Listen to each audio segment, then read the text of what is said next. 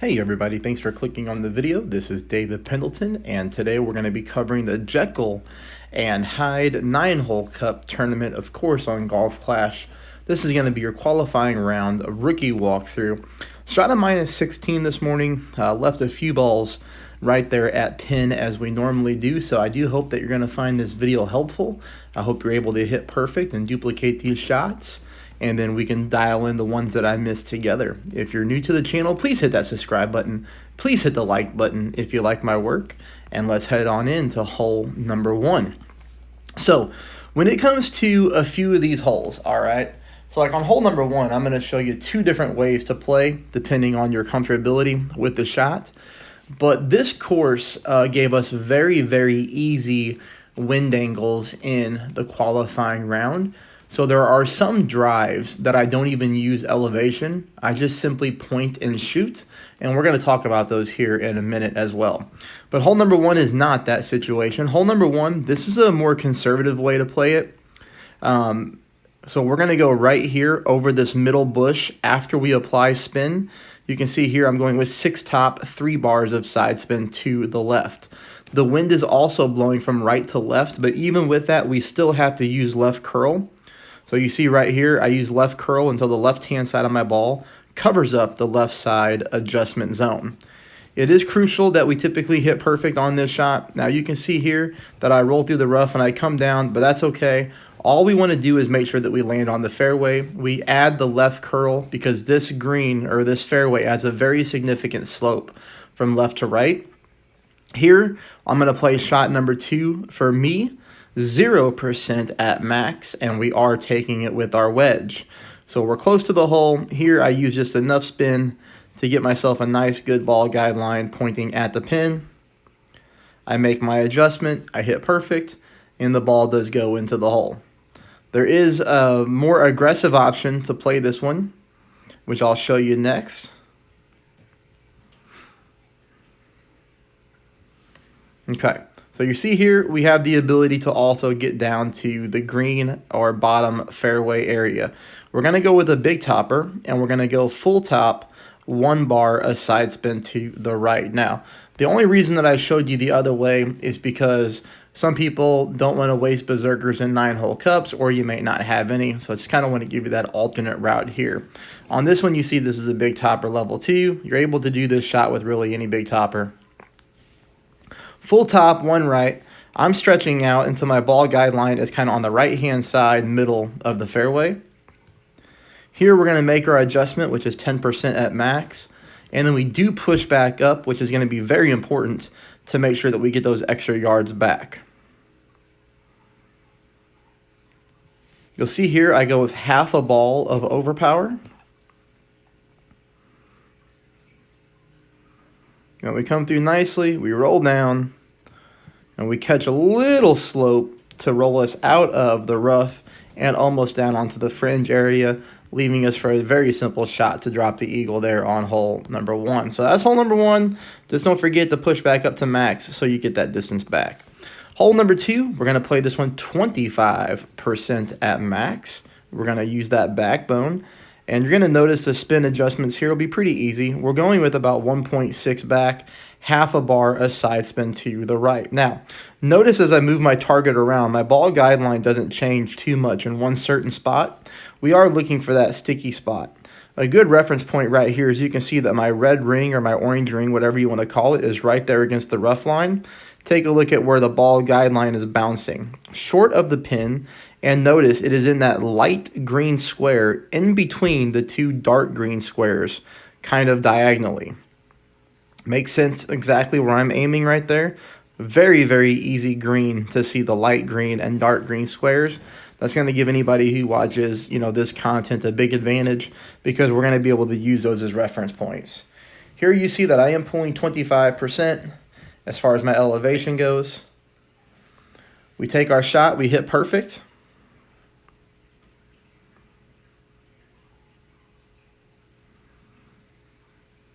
See, the ball falls into the hole and then kicks out, also comes a little bit to the left-hand side. So the only thing that we need to change there is maybe just a little bit more backspin. A little bit of backspin, the elevation looks good. So hole number 2 gives you a great opportunity to drop that for a hole-in-one.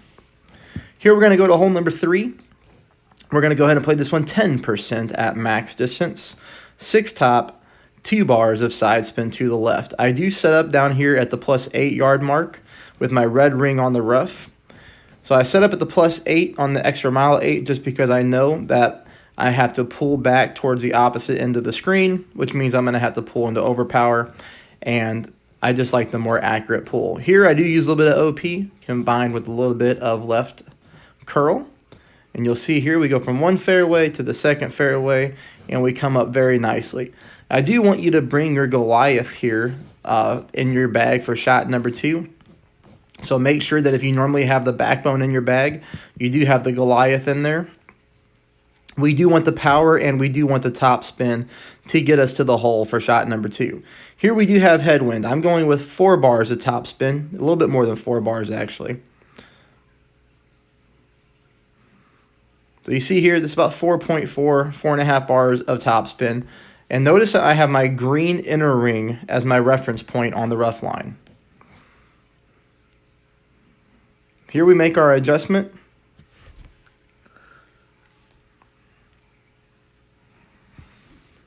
We do hit a perfect ball. We come in just a little bit hot on this one too. It's a little bit inconsistent with how fast it comes in, but you can see here we're very close onto the albatross on hole number 3 as well. That'll take us to hole number 4. We're going to play this one 15% at mid. So 15% at mid. Notice the backspin right off the bat. All we have to do is apply our backspin, which is going to be 3.5 back. And then we just need to find the landing spot. All right, take note of where I'm aiming right here. Notice the offset. Pretty easy to see that, I'm aiming to the left-hand side of the hole here. And I'm making sure that the end of my ball guideline has plenty of distance behind the hole because of the headwind. This is a very far landing position from fairway to green, to the pin. So we have to make sure that we account for that secondary wind push by leaving a nice ball guideline past the hole. Here I do hit perfect. And you'll see this will be one that a lot of you will be able to drop because we get a really nice consistent roll. The speed is absolutely perfect. All we have to do is move our target over a fraction to the right. This one just had a little bit too much of an offset to the left. So the spin is perfect. I believe the elevation played is perfect. All we have to do is move our offset, and we should be good for the drop on hole number 4. Hole number 5. This is going to be one of those that I'm not going to play elevation on the drive because we're getting perfect headwind, or perfect tailwind. So I'm just going to apply my spin, which is 4.5 top. So here's our spin. 4.5 top, right there. And then 2 bars of side spin to the left. It looks like here I have a little bit more than 4.5 top, but I do want you to cap yourself a 4.5 top. You can see here my overpower looks just like that. Easy to reference where my ball is. I even hit a minor great shot, but that's going to be okay. The thing that you don't want to do here is you don't want to go with max overpower or max top spin because there is a pretty good roll here on a part of the fairway where it could send you flying into the sand. So as long as you're able to execute the drive like that, I can show you how to drop it with a Kingfisher. I can show you how to drop it with your Thorn. You pick whatever club you want to play with. But at the end of the day, the shot is basically the same. I played it at 10% elevation at mid-distance on both clubs, applying some backspin just to get ball control, aiming directly in the middle of the cup. So again, this is the Kingfisher shot, and then I'll have that Thorn shot for you next. We do get a perfect ball. As you can see here, the ball slows down, smacks the pin dead center. Same thing here with the Thorn.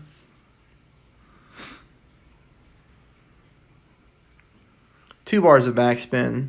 Get that ball guideline nice and to the hole just like that. Same thing, we make our adjustment. hit perfect, and this ball is finding its way home. Just like that. All right. Let's take us on to the next hole. Hole number 6, our next par 5. No moving target on the drive. Just apply your spin, 6 top, 2 bars of side spin to the right. And then you're going to move your target with your elevation. Now, if you're extra mile level 9 players, do not go full top spin and do not go max overpower on this drive, because we do want to make sure that we're able to stick it within sniper range. If you get too many yards on this drive, you'll be playing shot number 2 with your long iron, which is normally okay. I just don't like the long iron shot on this hole. So here I go with some OP. I go with a little bit of curl to the right. But like I said, we don't want to push this drive too much harder than I did here.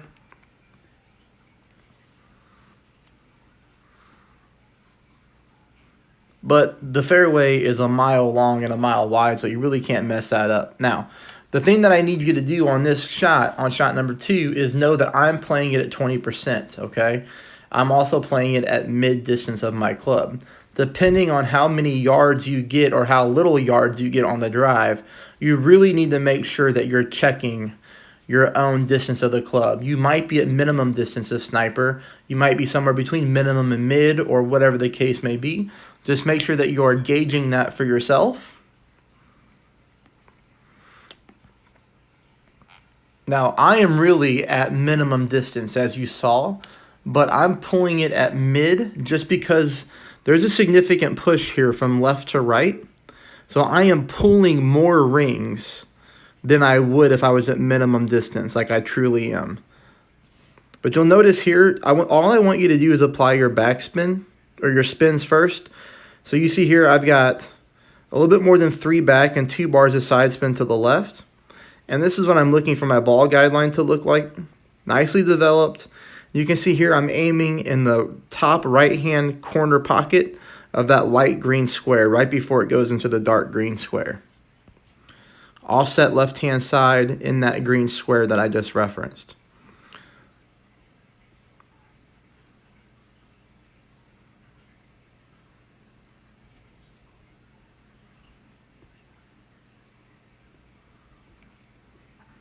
So again, I pulled this 20% at mid, and you're going to see here that even with 20% and even pulling at more distance of my club, I'm still missing this one to the right-hand side. So we need to either add more elevation to the shot or add more of an offset to shot there. Tough one to drop for the Albatross, I think, just because of how high the elevated shot is, and it can get us a little close to the rough if we're going to start to add more elevation. So here, we're going to go on to the next one. This is a pretty good par 3 to pick up a hole-in-one on. This is not the replay that I wanted to have because I don't make it with the Viper. I tested it with the Viper. Yeah, but that's not the replay that I want. So, hold on. I don't know how that one got on there. But I do have it handy, so just hang tight. I want to take it with the sniper. Now, you can see that you can take it with the Viper if you want to. No big deal. But the sniper is the shot that I made the hole-in-one with. The Viper is the one where I barely missed with, as you saw.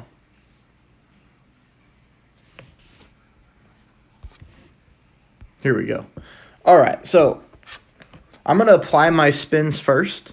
I went with 3 bars of backspin, and then I put my green inner ring right here on the rough line, just like that. You can see the end of my ball guideline is going through the hole, about 1 full green square. That'll be important because of the headwind. If you get higher headwind, like if you take this shot and you're like in the high 3s or 4s on the wind, you're obviously going to want to reduce the backspin a little bit because you don't want your ball to come up short. Here, I make a 5% pull. So just like the graphic said here, this is going to be 5%.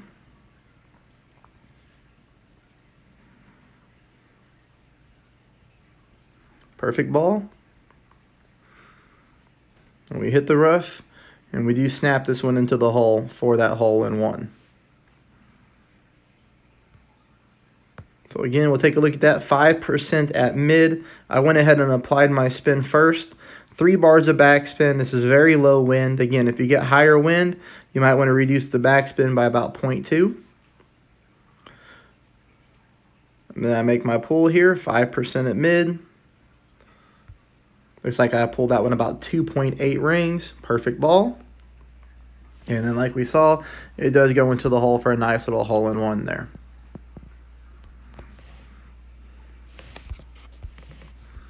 All right, now let's get back on track. So,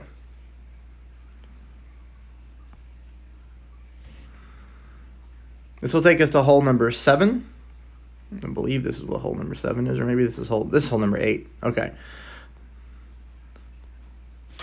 Hold on. Now I'm kind of throwing myself off here. That's the wrong hole. That's hole 6. Okay, here we go. This is the right one. Now, this is another situation to where I'm not using elevation on my drive because essentially we're getting perfect headwind. So I just need to go ahead and pick a spot and shoot. Here I go with a katana ball. You could go with a more powerful ball if you want to. I do go 6 top, 3 bars of side spin to the left. And here you see that I'm stretching out, making sure that my ball guideline is nicely onto that top fairway, which is what I'm going for. I'm going to use a lot of overpower combined with about half a ball of curl to the left. We do hit a perfect shot here, which is nice. So I'm going to go from one fairway, roll out of the rough to the next fairway, leaving us for a really nice chance to drop this shot. It is a higher elevated shot because you can see we're significantly downhill. We're going to go ahead and play this one 20% at mid distance of our club. Here again, I have a kingfisher shot for you, but I also have the, well, I don't think I dropped it with the thorn. Well, it doesn't matter. Either way, we're going to play it 20% at mid. I think I hit a great shot with the thorn, so I think this is the only one that I have with a replay with a drop. I did hit a great shot with the thorn. I remember now because I missed it to the left. All right, so here we go, 20% at mid. I applied my backspin, making sure that my ball is bouncing into the hole. Hit perfect, which is always important, and you see here, we come in really nicely, and we bounce it in for the eagle. That'll take us on to the last hole, hole number 9. We're going to go 6 top, and then we're going to go 2.5 bars of side spin to the right. This is, again, a situation in which I really don't need to pull elevation on my drive. we just have so much fairway to work with on this course that when we get these headwind and tailwind shots, we can just pick a spot. So you see here where I'm aiming at, just kind of going down the left-hand middle of that fairway at the bottom, using a little bit of OP with about 1/4 of a ball of curl to the right. Here I hit another perfect shot. But like I said, we just have so much fairway to work with down here.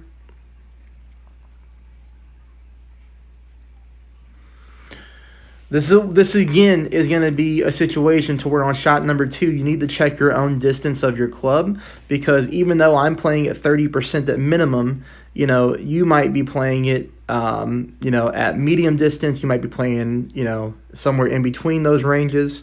But for me, I'm at dead minimum distance of my club, which is nice. It makes my adjustment easy.